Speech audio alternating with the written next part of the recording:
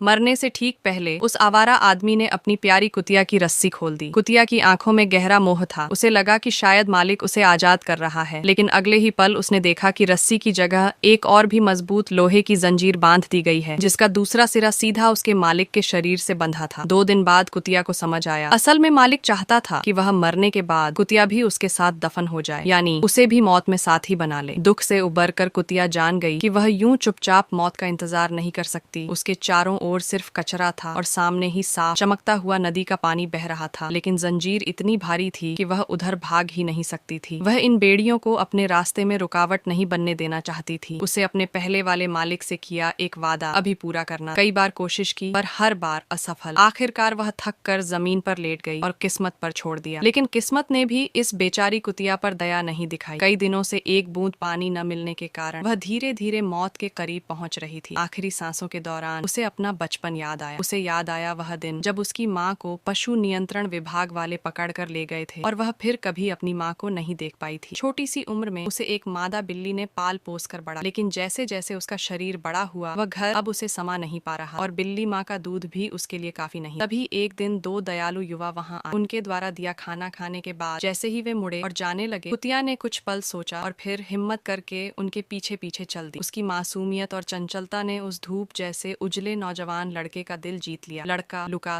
जो पहले से ही जानवरों से प्यार करता था, उसे घर ले आया और उसका नाम रखा बेला।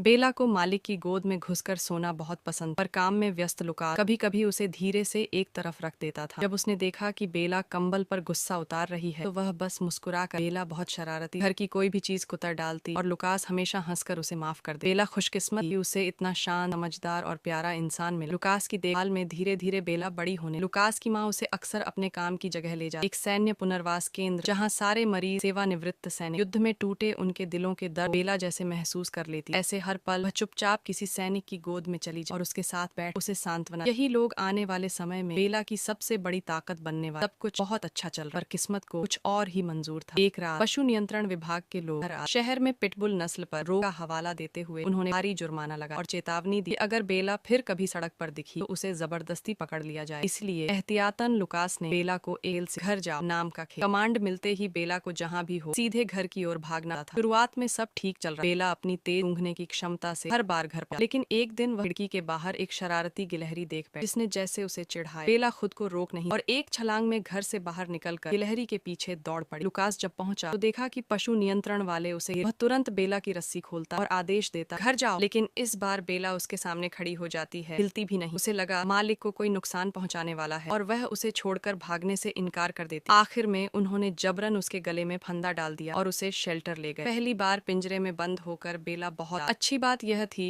कि यह उसकी पहली गलती थी, इसलिए अगले दिन लुकास ने जमानत कर उसे छुड़ा लिया। लेकिन जाते जाते कर्मचारियों ने सब चेतावनी दी, अगर बेला फिर पकड़ी गई तो दया मृत्यु यूथेनेशिया दे दी जाए। बेला बड़ी हो रही थी, ताकतवर भी, और यही उसे शहर के लिए अनुपयुक्त साबित कर रहा। आखिरकार मजबूरी में उस रात उन्होंने बेला को उससे दूर ले जाने का फैसला किया। उसे 400 किलोमीटर दूर लुकास के चाचा के फार्म हाउस पर अस्थायी रूप से भेजना पड़ा ताकि बाद में सब कुछ ठीक होने पर उसे वापस ला। जब लुकास दूर जाता गया, बेला को एहसास हो गया कि यह विदाई कुछ अलग है। उसकी दर्द भरी पूरे रास्ते गूंजती रही।